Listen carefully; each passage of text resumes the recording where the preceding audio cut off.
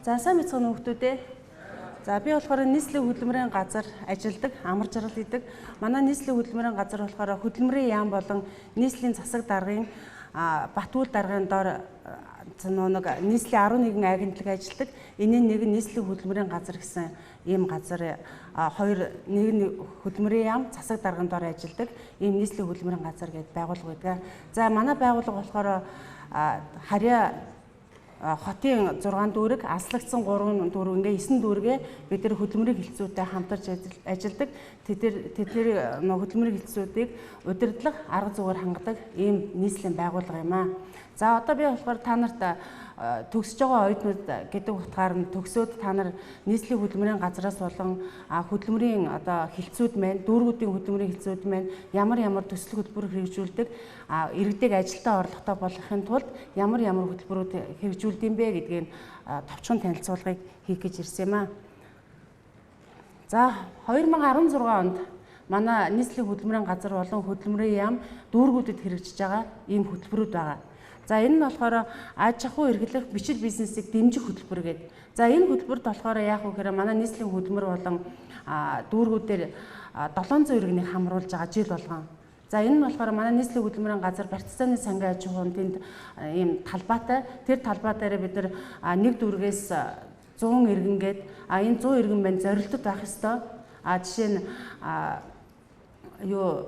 нэг ажлын насных мөртлөө ажил хийх чадваргүй ч юм уу эсвэл ажил хийх боломжгүй гэдэг гэсэн насныхаа хувьд бол бид нар бол ойролцоогоор тэтгэврийн насны ийм хүмүүсийг хамруулдаг ийм хөтөлбөр байгаа. За энэ иргэд маань яах вэ гэхээр манай нийслэлийн хөдөлмөрийн газраас бүх боломжийг хангаад тэр таны талбай дээр очиж ногоо тариалдээ. Тэгээд тарьсан ногоогоо нөгөө хүмүүс яг нөгөө хамрагдсан 700 иргэн маань тэр тарийн талбай дээр тарьсан ногоогоо намар болохоор өөрсдөө хурааж аваад өөрсдөө тэрийгэ зарж борлуулад өөрсдөө тэрийгэ автээ. Нийслэлийн хөдөлмөрийн газар ургаад дуус хүртэл бүхэл ямар л үүрэг хариуцлага байна бид нар өөрсдөө авч өөрсдөө тэрийг үүрдэг. Тухайн 700 иргэн маань яг үхрээ өөрсдөөсөө нэг ч үүрэг гаргахгүйгээр энэ хөтөлбөрт хамрагдах ийм боломжтой гэсэн үг. За хөдөлмөр эрхлэлтэй ур чадвар олгох ажлын байрыг дэмжих хөтөлбөр гэдэг. За энд нь болохоор яг үхээр сургуулаа төгсөөд 2-3 жил болоо нэг одоо жишээ нь тогоочийн мэргэжлээр төгсчөөд тухайн иргэн маань нэг тогоочроо ажиллаа хийх хайгаа явж байгаа хугацаанд дахиад одоо жишээ нь би оёдлын нэг мэргэжил эзэмшиж байна. Эсвэл маникюрын мэргэжил, эсвэл хүн даацын машин механизмын жолооч болъё гэд давхар нэг мэргэжил эзэмшгээд нэг хүүхдүүд явж байдаг богино хугацаанд. За энийг болохоор манай нийслэлийн хөдөлмөрийн газар хөдөлмөрийн хэлсүүтэй хамтраад энийг хэрэгжүүлдэг. Энд яг гоор бас үн төлбөргүй сургалт явуулаад сургалтын байгууллагуудаараа дамжаад хөдөлмөрийн хэлсүүдтэйгээ гэрээ хийгээд манайх эрхийн бичиг олгоод ийм нэг эзэмшин мэргэжлээсээ гадна дахиад хүн даацын жолооч ч юм уу машин механизм тэгээд ойдлчин тогооч нарийн боов гэх мэт ийм туслах мэргэжлүүдээр бид нэр яг үхээр сургалтанд хамруулад нөгөө хүүхдүүд залуучууд иргэд маань мэргэжил олно богино хугацаанд. За эндээс гарах бас тэр тухайн зардал өдрөө манай нийслэлийн хөдөлмөрийн газраас гардаг ийм хөтөлбөр байгаа юм. За залуучуудын хөдөлмөр эрхлэлийг дэмжих хөтөлбөр гэдэг. Энэ нь болохоор яадаг вэ гэхээр энд мэргэжилтэд боловсон ажилчин бэлтгэх гэдгийг бас нэг задлаад дээрээс нь дахиад оюутны хөдөлмөр эрхлэлийг дэмжих гэдэг хоёр задарч орж ирдэг. За энэ нь болохоор манай нийслэлийн хөдөлмөрийн газар дээр болохоор оюутан залуучуудыг цагийн болон төр ажлын байранд зуучлах хөтөлбөр байгаа. За энэ дээр яг ухааны бид нар оюутан залуучуудыг цагийн болон төр ажлын байрны захиалгыг аж ахуйн нэгжүүдээс аваад сурч байгаа оюутнууд маань хүсэх юм бол манад ирж бүртгүүлээд эсвэл оюутны хөдөлмөр эрхлэлтэйгээ дэмжих төвүүдээр бүртгүүлээд цагийн болон төр ажлын байранд зуучилж бид нар тухайн оюутныг зуучилж өгнө. Оюутан маань ийм хөдөлмөр эрхлэх боломжтой. За дээрэс нь бид нар төгсөж байгаа болон сурч байгаа оюутнуудад ажил мэргэжлийн чиг баримжаа өгдөг. Өнөөдрийн энэ миний ярьж байгаа энэ яриа маань ч гэсэн та нарт чиг баримжаа олгох ажил хөдөлмөрийн бас нэг ийм зөвлөгөө мэдээллийн нэг нь байгаа юм.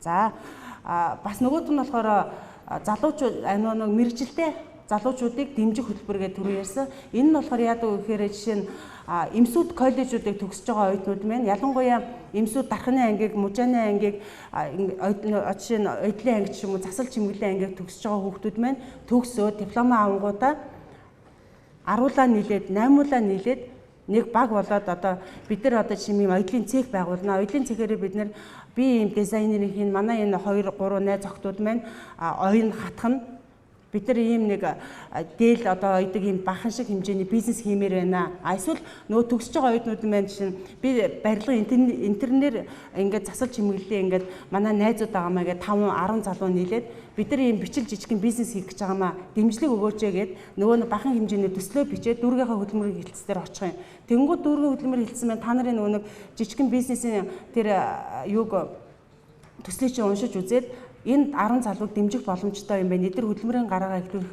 боломжтой юм байна гэж үзээд 10 сая хүртэлх буцалтгүй дэмжлэг өгнө төгрөгөө. Тэгэхээр яг өгөөрэ залуучууд маань бас тэр найз нөхдөөрөө нийлээд ялангуяа тэр мэрэгжлийнхаа дагуу ийм жижигхэн бизнес эрхлэж байгаа хүмүүс маань яг өгөөрэ нөгөө төгсөнгуудаа тодорхой хэмжээний төсөл бичээ тэрийг дүүргийнхаа хөдөлмөрийн хэлцээр авчиж үзүүлээд дэмжих юм бол ийм дэмжлэг хөтөлбөрт хамрагдах бүрэн боломжтой шүү. За энэ нь ялангуяа тэр эмсүүдийг төгсөж байгаа оюутнуудад маань нэлээд дэмжлэг болж байгаа. За хөгжлийн бэрхшээлтэй иргэдэг ажлын байрыг дэмжих хөтөлбөр. За энэ нь болохоор манайд бол нэлээд олон жил хэрэгжиж байгаа. Энэ яадаг вэ гэхээр сүүлийн үед та нар ч гэсэн ажил дээр гараад өөрсдөө мэдж явах хэрэгтэй. Тухайн нэг компани 25 юм уу доод нь 25 ажилчинтай нэг компани нэг хөгжлийн бэрхшээлтэй одоо сонсгол жоохон муу ч гэсэн те бусад юмнуудаа айгүй тэр компьютерийнхаа тэр IT чиглэлийнхаа юмыг бүр сайн хийчдэг ийм хөгжлийн бэрхшээлтэй иргэнийг 25 ажилчинтай нэг компани аваад ажиллуулах юм бол 12 сарын дараа буюу жилийн дараа тухайн компанийг тодорхой хэмжээний мөнгөн урамшууллаар дэмждэг. Нөгөө нэг хөгжлийн бэрхшээлтэй иргэнийг ч гэсэн тодорхой хэмжээний мөнгөн урамшууллаар дэмждэг ийм хөтөлбөр байгаа юм. Та нар ч гэсэн жишээ одоо төгсөөд ямар нэгэн компанид очинд төрийн байгууллагч юм уу компанид очихдоо та нар бас ажил олгогчтойгоо хүний нөөцтэйгөө энийг бас яриад тухайн хөдөлмөрийн бэрхшээлтэй хөгжлийн бэрхшээлтэй иргэдэг та нар дэмжих бүрэн боломжтой шүү. Хэрвээ танаа байгууллагад ийм ажилчин байх юм бол хэрвээ танаа ах トゥ нарын хэн нэг нь сонсголын бэрхшээлтэй ч гэсэн IT чиглэлээрээ сайн ойдл модлороо сайн тийм хараамуудаа ч гэсэн компьютер засдаг хүртэл тийм залуучууд байна. Яаж хараамуудаа мөртлөө яаж тэр компьютерыг засаж, яаж тэр програмыг уншуулад байгааг бид нэр бүгд гайхаад бүр тийм залуу манай нийслэлийн хөдөлмөрийн газрын 2 давхурд бүр тийм жижигхэн компани байгуулсан залуу хүрт байдаг. Тэгэхээр бид нар ажил хөгжлийн бэрхшээлтэй иргэдэг бас дэмжих юм хөтөлбөр хэрэгждэг юм шүү гэдэг үднээс энийг бас тодорхой хэмжээний ойлголтыг өгч байгаамаа. За малчтай хөдөлмөр эрхлэлтийг дэмжих хөтөлбөр энэ хөдөө орон нутагт хэрэгждэг 21 аймагт. За малчид маань тодорхой бас би ийм санаа ингэж хиймээр байна. Би малаа ингэж үржүүлмээр байна гэдэг үүднээсээ бас тодорхой хэмжээний өөрийн гэсэн төсөл хөтөлбөрөө 21 аймгийнхаа хөдөлмөрийн хэлцэд очингууд нөгөө 21 аймгийн хөдөлмөрийн хэлцүүд маань энэ малчныг би ингэж дэмжье гэд бас дэмжлэг бас байдсан байх шүү. Буцалтгүй дэмжлэг. За нийтийг хамарсан ажлыг нийслэлийн хөдөлмөрийн газраас байнга зохион байгуулдаг. 14 онд танаа шүтээсийн оюутнуудыг хамарсан нийтийг хамарсан ажил тэг хүрээ дээд сургуулийг хамарсан нийтийг хамарсан энд нь дандаа 300-аас 800 дээдл нь 1000 оюутан оролцож ирсэн нийтийн хамарсан ажил манайхаас хэрэгждэг. Энэ нь болохоор 1 өдөр юм уу 2 өдрийн хугацаатайгаар хэрэгжээд цагаар нь бодоод бид нар хөлсийг өгдөг ийм хөтөлбөр байгаамаа. За ажил мэргэжлийн чиг баримжаа зөвлөгөө олгох хөтөлбөр гэдэг. Энэ нь болохоор ерөнхий боловсролын сургуулийн хүүхдүүд болохоор манайхаас яадаг вэ гэхээр мэргэжлээ одоо шинэ 8 9 10 дахь ангийн хүүхдүүдэд мэргэжлээ яаж сонгох вэ? Ирээдүйд чамайг одоо 3 жилийн дараа төгсөж явах чинь Монгол улсад ямар ажил мэргэжил эрэлттэй байх нь вэ? Чи тийм мэргэжлээ сурвал төгсөөд 4 жилийн дараа 5 жилийн дараа чиний төгсөн тэр мэргэжилчин яг тэр хөдөлмөрийн зах зээл дээр бэлэн байх учраас ер нь ийм хүн мэргэжил сонгуул зөвөр шүү гэдгийг багаас нь хүүхдүүдэд олохыг бид нэр ирэмэлзээд энэ ерөнхий боловсролын сургуулийн хүүхдүүдэд ийм зөвлөгөө мэдээлэл өгдөг. Ихтэй сургуулиуд болохоор яадаг вэ гэхээр 1 2 дугаар курсын хүүхдүүд болохоор карьер төлөвлөлт гэдэг. За чи энэ мэргэжлээр энэ шүтээсийн энэ сургуульд ороод иржээ, энэ ангид хэрэглээний шинжилгээ ухааны ангид ороод иржээ. Одоо чи 1 2 3 4 дугаар курстэй ингэж сурвал чи 4 жилийн дараа чиний төгсөн мэргэжилчин одоо ойролцоогоор зах зээл дээр ийм нэг төвшөнд явах юм байна. Чи ингэж зах зээл дээр борлогдож хөдөлмөрийн зах зээл дээр орж ажлын байраа олох юм байна шүү гэдгийг эртнээс бид нар ийм мэдлэг мэргэжил ажил олгогч нар та нараас шалтгаалдаг учраас чи ийм мэргэжлийг ийм зам төлөв дадлыг ихтэй сургууль сурж явах 4 жилийн хугацаанд эзэмшиж гарах юм бол ажил олгогчдод хүний нөөцөд голгодохгүйгээр чи хурдан ажлын байраа олж авах юм байна шүү гэдэг ийм мэдээллийг өгдөө. За төгсөж байгаа оюутнуудад болохоор та нарт гэсэн үг. Төгсөж байгаа оюутнуудад болохоор бид нар юу гэдэг вэ гэхээр тухайн хүний нөөцтэй төгсөнгуудаа ажлын байраа яаж хэрхэн хурдан зуучлагдаж очих вэ? Хүний нөөцөд өөрийгөө яаж таниулах вэ? Тэгээд дээрэс нь нөгөө нэг тухайн хүний нөөцөд таниулахын тулд чи бичиг баримтаа яаж ямар дистартаа бүрдүүлээд тухайн хүний нөөцтэй уулзах яаж ярилцлага өрнүүлэх вэ гэх мэтлэн ийм зөвлөгөө өгд юм аа.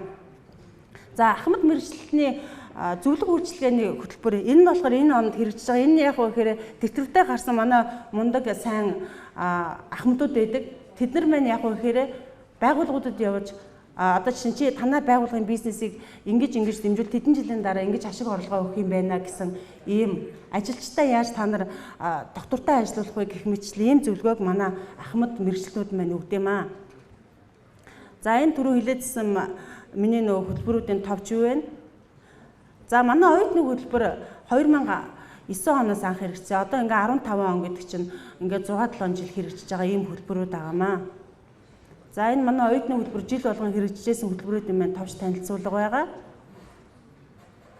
За энд нэг юу байгаа? Одоо цагийн болон төр ажлын байранд оюутнууд маань ажил хийдэг. Энэ дээр ямар ажлын байран дээр ямар салбар дээр оюутнууд их ажилладаг вэ гэхээр худалдаа үйлчилгээ зочд буудал зоогийн газар гэсэн ийм салбаруудад оюутнууд маань цагийн болон төр ажлын байр хийдэм байх шүү.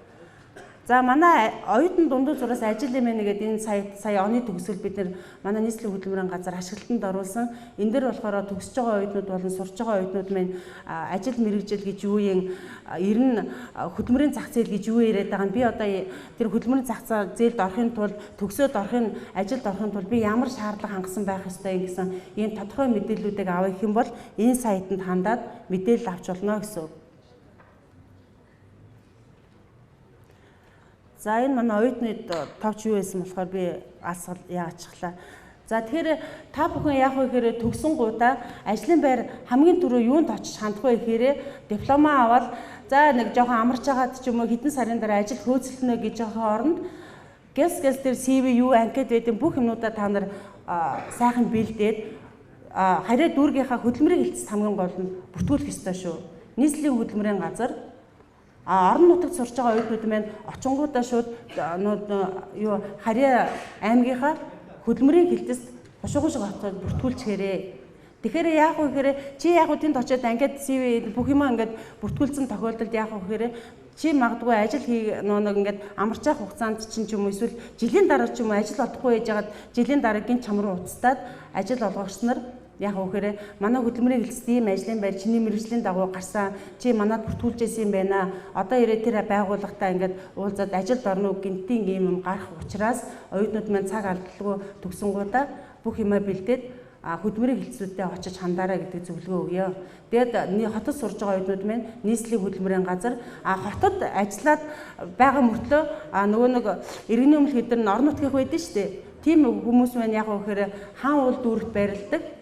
Хөдөлмөрийн төв бэрж хуучнаар цагаан хаалганы тэнд хаар шилэн байшин байгаа. Тэнд очиод орон нутгийнхан бас бүртгүүлж болно. Тэнд гадаадад ажиллах хүчнийг бүртгэдэг. Одоо манай залуучууд Солонгос явъя гэдэг.